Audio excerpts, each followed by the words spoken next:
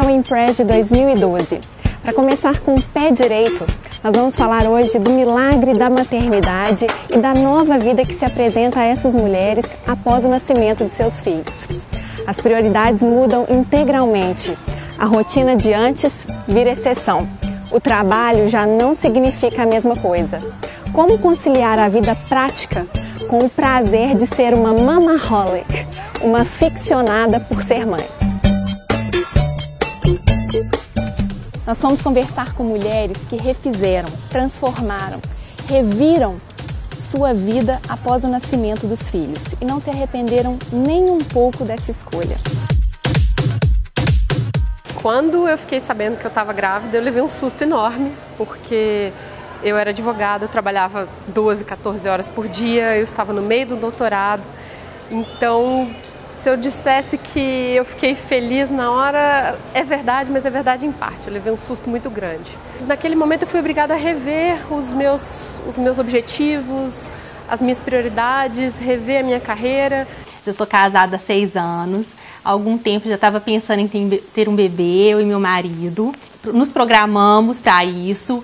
Desde o início eu sempre soube que eu não ia querer ter um auxílio de uma babá. Eu queria participar de todo o processo sozinha, de cuidar, de criar, de educar. Para mim, na minha opinião, era muito importante que eu passasse por tudo isso para realmente sentir, né? Para mim era muito importante sentir isso na pele, que é ser mãe mesmo, de verdade. Quando eu estava com mais ou menos 4 meses, eu resolvi abandonar o escritório onde eu trabalhava e adotar um estilo de vida um pouco mais saudável, terminar o doutorado de forma decente. E foi aí que eu resolvi mudar o rumo da carreira, passar para a área acadêmica, que era uma coisa que me possibilitaria ter flexibilidade de horário e conciliar as duas tarefas de uma forma mais adequada. Como eu sou uma advogada, tenho meu próprio escritório, eu poderia flexibilizar melhor os meus horários. Então eu me programei desde antes que, na parte das manhãs, eu iria ficar exclusivamente com a minha filha. Na parte da tarde, eu teria o auxílio da minha mãe, né, para me ajudar aí nessa aventura, que é ter um bebê sem hoje mesmo, num mundo atual muito complicado, sem a ajuda de uma babá. Também eu tinha que pensar no fato, né, que eu não tenho licença maternidade, eu não poderia parar de trabalhar, né, então eu tinha que tentar me flexibilizar mesmo para conseguir conciliar essas duas coisas, meu trabalho, cuidar da minha filha e ao mesmo tempo não ter um auxílio de uma terceira pessoa. A única coisa que eu procurei manter da Lívia antes de ser mãe para a Lívia mãe foi a questão das viagens. Quando você tem um bebê, você tem que trazê-lo para a sua rotina. Claro, respeitando suas limitações, seus horários, mas não você mudar todo o seu estilo de vida para o da criança. É possível você trazê-la para o seu mundo, para o seu estilo de vida. E dessa forma você consegue conciliar, claro, abrindo mão de alguma coisa, alterando algumas coisas. Eu sempre viajei muito, meu marido sempre viajou muito. Então, quando a nossa filha nasceu, nós procuramos levá-la junto. E deu um certo frio na barriga, porque antes a gente jogava as coisas no carro, fazia uma malinha e ia embora, e agora tinha que fazer uma estrutura muito maior. E foi depois de uma viagem à Espanha, quando a nossa filha tinha 7 meses, que eu tive a ideia de fazer um blog para contar para outras mães e desmistificar essa ideia errada de que é impossível viajar com um bebê ou que viajar com uma criança dá muito mais trabalho e você não vai aproveitar nada. Isso não é verdade, é só uma questão de rever o posicionamento, rever os planos e planejar a coisa direitinho para que tudo dê certo. Eu continuo saindo, tendo minha vida social, só que de uma forma diferenciada. Antes eu saía mais à noite, hoje eu saio mais de dia, onde eu posso levar minha filha para programas mais diurnos. E à noite, quando eu quero, né, estar com as pessoas, eu recebo elas na minha casa, porque fica mais fácil. Na vida tudo é possível, basta a gente realmente querer muito. E um filho é um presente de Deus, é a coisa mais importante, mais prazerosa, é algo que é só tendo para saber. A mulher realmente precisa passar por isso na vida para ela realmente saber o que é o amor verdadeiro, né? O que é o amor único, né? Que realmente se abre mão de qualquer coisa, até de você mesma, por um filho. Percebemos que é uma tendência endógena. um movimento das mulheres em busca de uma vida privada, uma vida familiar muito mais intensa do que a vida profissional. Além de uma procura incessante por aprimorar-se, transformar-se e exercer a maternidade em toda a sua potencialidade. Eu não enxergo nada, e quando as minhas crianças nasceram, eu já era cega. Eu acho que a maternidade não trouxe nenhuma dificuldade adicional para mim, pelo fato de eu ser uma mãe cega. Quando as minhas crianças nasceram, a minha casa virou uma biblioteca. Não de livros guardados, mas de livros espalhados pela casa. Eu, como professora de português, eu sabia que eu queria dar de presente à vida das minhas crianças o hábito da leitura, um hábito que foi sempre muito importante para mim. E então, desde que os meninos eram bebês, a casa virou essa biblioteca com livros espalhados em cima da mesa, em cima da cama, no meio dos brinquedos. E os meus meninos cresceram leitores. Isso me deixa muito feliz. Hoje eu trabalho com o projeto Livro com Duas Escritas, que é o livro que traz um espaço tátil para a criança ler com a mãozinha, para a criança que precisa de braille. E há o espaço visual, que é todo feito artisticamente, criado para encantar a criança que enxerga. Então, nesse tipo de livro, que é um livro híbrido, você tem o tátil e o visual bem misturadinhos para que o livro seja de interesse tanto da criança cega quanto da criança que enxerga. Eu visito as escolas e a gente brinca de livro com as crianças. Lendo, as crianças vão se tornar adultos questionadores, adultos que pensam, e a literatura vai ajudar também as crianças a se tornarem adultos mais humanos, mais inteligentes, mais humanos, seres mais pensantes. Então, meu trabalho é esse, de visitar as escolas, de tentar pôr na mão de todas as crianças o livro, e também o livro no formato Duas Escritas, que é esse tipo de livro que eu tenho publicado.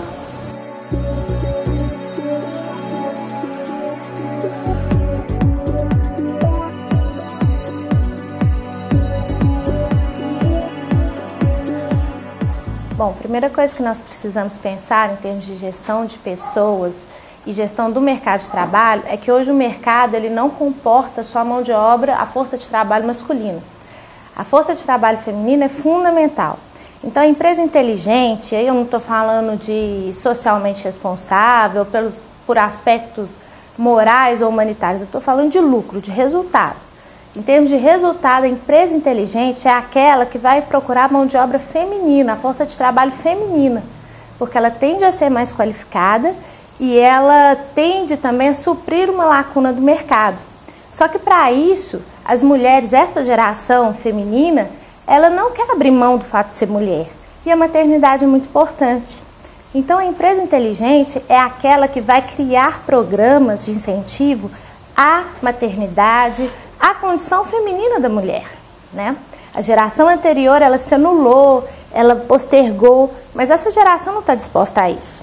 Então, o que as empresas têm que fazer é planos de desenvolvimento e planos realmente de retenção do trabalho feminino, pensando na condição de mãe da mulher, pensando na educação dos filhos, pensando nessa proximidade da mulher com a sua família. Isso é fundamental.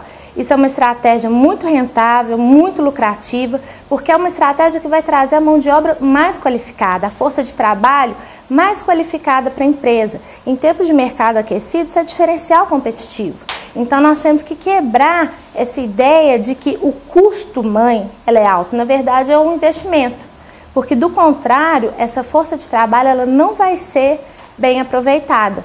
Concretamente, o que nós podemos fazer e precisaremos fazer no futuro bem próximo?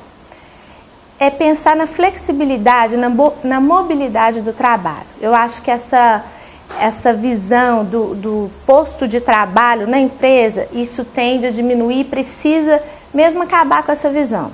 Eu acho que a mulher ela tem que ter o espaço para trabalhar em casa, para trabalhar de forma remota, isso é fundamental, porque isso ajuda a conciliar no dia a dia. Então, empresas elas precisam investir em tecnologia para esse trabalho remoto, elas precisam investir num processo de cultura mesmo da empresa, de aceitar, seja mulher ou até mesmo homem, essa cultura do trabalho, do acesso remoto, de trabalhar, do home office é muito importante. Eu acho que a questão da licença maternidade vai ter que ser revista, isso varia de lugar para lugar, de empresa para empresa, mas ela precisa ser estendida. Em alguns países, principalmente no Brasil, a gente precisa rever o tempo da licença maternidade. Nós temos que pensar também em formas concretas de saúde dessa mulher, né? As empresas têm que pensar em auxílio, em logística, para que essa mulher possa cuidar não só da sua saúde, como também da criança. Eu acho que esses pontos práticos do dia a dia são fundamentais, mas acho que o principal é pensar na mobilidade e na possibilidade do trabalho remoto. Eu acho que essa é a grande tendência e o home office ele veio para ficar, é irreversível.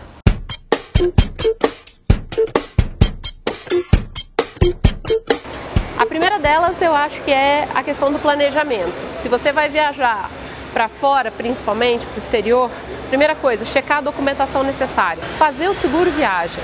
Tem muita gente que acha que é um desperdício de dinheiro, que eu podia gastar esses 300, 400 dólares em outra coisa na viagem. Mas o seguro viagem é uma coisa imprescindível. Primeiro porque em alguns países você não entra se não tiver um seguro viagem comprovadamente junto com você na sua documentação. Então tem que fazer o seguro e levar a apólice. Conversar bastante com a criança, levar o bichinho, o brinquedo favorito, que é o brinquedo da segurança que ela usa. E levar a criança para fazer um check-up médico antes. Se você vai viajar com um pacote de uma agência de turismo, lembre-se de ter tudo documentado no contrato. Não viaje com nada simplesmente combinado de boca com o seu agente, porque as coisas podem não funcionar como esperado, como combinado anteriormente. Então, é importantíssimo você ter isso tudo documentado, até para um eventual ressarcimento. Você tem que programar-se para fazer tudo. E o mais importante, a gente tem que querer muito. Quando a gente quer muito uma coisa, a gente consegue conciliar tudo. A questão do vestuário, como se vestir para viajar. Eu já vi as coisas mais absurdas, mulheres calçando escarpão de salto alto, bico fino, e aí carregando aquele monte de mala e puxando a criança com a outra mão e tendo que carregar a criança no colo. O que você tem que priorizar é o conforto. Então, uma calça jeans confortável, que tenha elastano, que não prenda a sua circulação, isso é muito importante. Uma camisa mais soltinha, uma coisa que não seja muito decotada. Se você ainda amamenta, vista uma camisa de botão, um sapato confortável, de salto baixo. Se você faz questão de um salto alto, coloque um salto mais grosso e não tão alto. A bagagem de mão para um bebê pequeno, eu diria até 1 ano, você precisa levar umas 2 trocas de roupa para a criança, porque bebê pequeno suja muita roupa, mais ou menos, dependendo do número de horas. Eu levaria uma fralda descartável para cada 2 ou 3 horas de viagem. E a questão da alimentação, se a criança ainda mama no peito, muito mais prático, se não, leva as mamadeiras, leva o pó separado, o leite em pó separado no potinho, não leva a lata de leite em pó, porque aquilo lá vai te dar maior dor de cabeça para passar no detetor de metais. A partir de 1 ano, 1 ano e meio, 2 anos, já diminui um pouco a quantidade de coisas que você tem que carregar. Você pode levar uma troca de roupa só, ou 2 camisetas e uma calça. Levar água para a criança, ou então sempre comprar no aeroporto. Para a mãe, também, pelo menos uma blusa, porque você vai se sujar.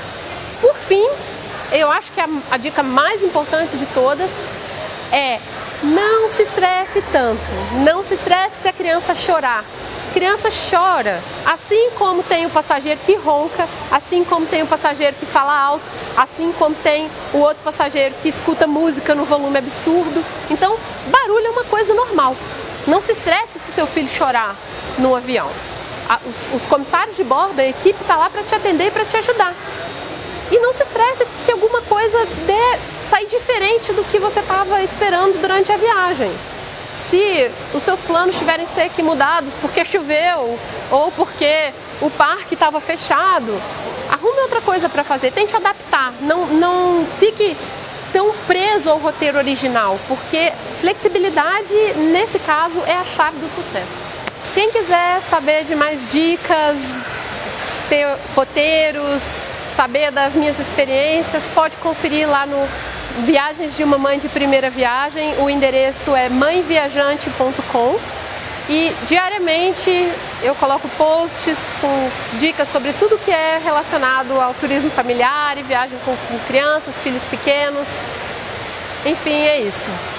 O importante é entendermos que a maternidade não é um desafio restrito só à criança, ao filho, é um desafio social. É entender que a vida vai mudar completamente e que as relações pessoais também, seja com o marido, com os amigos, com o chefe. Independência para essa mulher não é só estabilidade financeira, é poder optar por trilhar um caminho diferente, por transformar-se. Ser mamaholic não é abdicar, nem colocar você mesma em segundo plano, é optar por um caminho diferente. É seguir seu coração e potencializar tudo que você tem de bom para oferecer. Palmas para as mamães!